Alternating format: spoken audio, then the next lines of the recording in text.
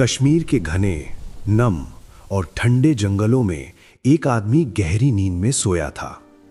ऊंचाई लगभग 3000 मीटर, चारों तरफ घना अंधेरा, बादलों से ढका आसमान और पेड़ों के बीच से टपकती बारिश की बूंदें। उसका नाम था सुलेमान शाह। उसके करीबी उसे मूसा कहते थे। वो कोई साधारण घुसपैठिया नहीं था। खुफिया फाइलों में उसका नाम एक प्रशिक्षित विदेशी लड़ाके के रूप में दर्ज था, जिसने सीमा पार के एक एलीट सैन्य यूनिट से ट्रेनिंग ली थी। जंगल युद्ध, पहाड़ी लड़ाई, घुसपैठ, ये उसकी विशेषज्ञता थी। लेकिन उस रात उसे अंदाजा नहीं था कि शिकारी खुद शिकार बनने वाला था। अचानक जंगल की खामोशी को चीरती हुई एक बेहद नियंत्रित, दबे स्वर की आवाज गूंजी, पख, और वो वहीं ढेर हो गया। गोली चलाने वाला कोई साधारण सैनिक नहीं था। वो भारतीय विशेष बलों का एक ऑपरेशन कमांडर था, मेजर विक्रम सिंह। लेकिन कहानी यहीं खत्म नहीं होती। सवाल ये था कि एक प्रशिक्षित विदेशी कमांडो कश्मीर के उन दुर्गम जंगलों में क्या कर रहा था और भारतीय विशेष बल उसके पीछे क्यों थे। ये कहानी है एक गुप्त संयुक्त अभियान की, कोड नेम ऑपरेशन महादेव। कुछ महीने पहले घाटी का एक लोकप्रिय पर्यटन क्षेत्र, घूमते लोग, बच्चों की हंसी, नवविवाहित जोड़ा तस्वीरें खिंचवा रहा था। तभी जंगल की लाइन से 3 परछाइयां निकलीं। उनके हाथों में ऑटोमेटिक राइफलें थीं, AK प्लेटफॉर्म और एक M4 कार्बाइन। सब कुछ ही सेकंड में बदल गया। लोगों को घेरा गया, चीखें, घबराहट, अराजकता। हमलावरों का मकसद स्पष्ट था, दहशत। आतंक का कोई धर्म नहीं होता, वो सिर्फ खून पहचानता है। निर्दोष लोग मारे गए, जिन्हें पता भी नहीं था कि वे किस नफरत का हिस्सा बना दिए गए। हमलावर उसी घने जंगल की तरफ वापस मुड़ गए, जहां उनका असली खेल शुरू होना था। सुरक्षा बल मौके पर पहुंचे, इलाके को सील किया गया, तलाशी अभियान शुरू हुआ, लेकिन हमलावर गायब थे। दिल्ली में उच्च स्तरीय बैठकें शुरू हुईं, खुफिया एजेंसियां सक्रिय हो गईं।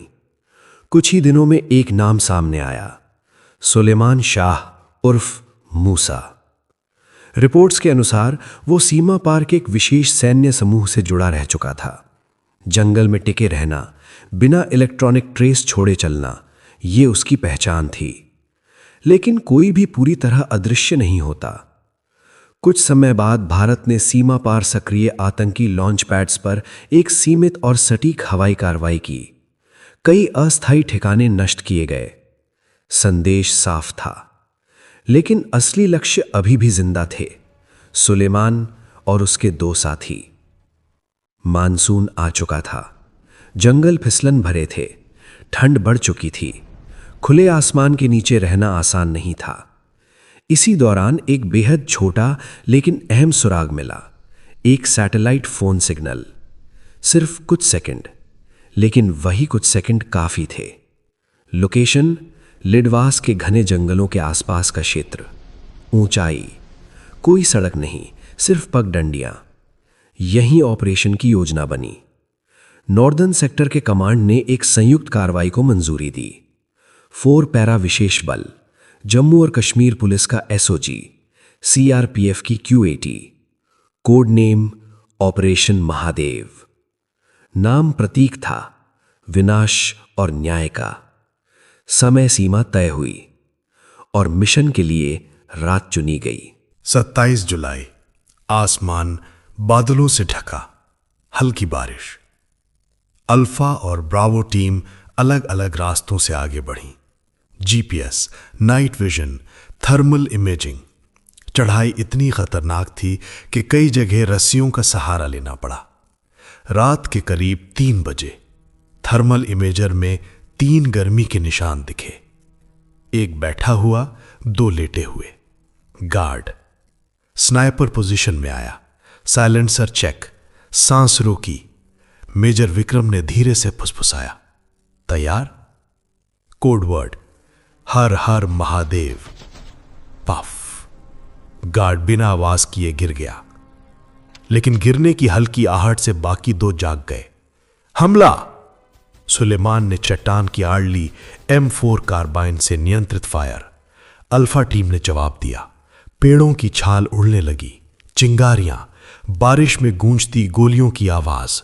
ग्रेनेड फेंका गया, धमाका, मिट्टी और पत्थर हवा में उड़े।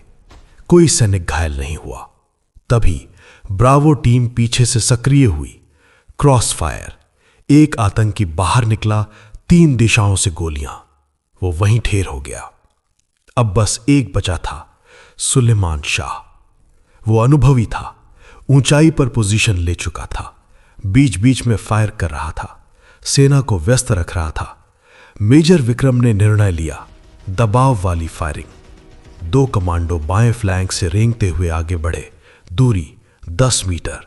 हैंड ग्रेनेड, पिन निकाली, कुछ सेकंड रोका, फेंका। 2 धमाके। इस बार कोई जवाबी फायर नहीं। Target down. धुंध छटी। शरीर चट्टान के पास पड़ा था। M4 कार्बाइन बगल में। पहचान की पुष्टि की गई। चेहरा साफ किया गया, दाढ़ी, माथे का निशान मैच।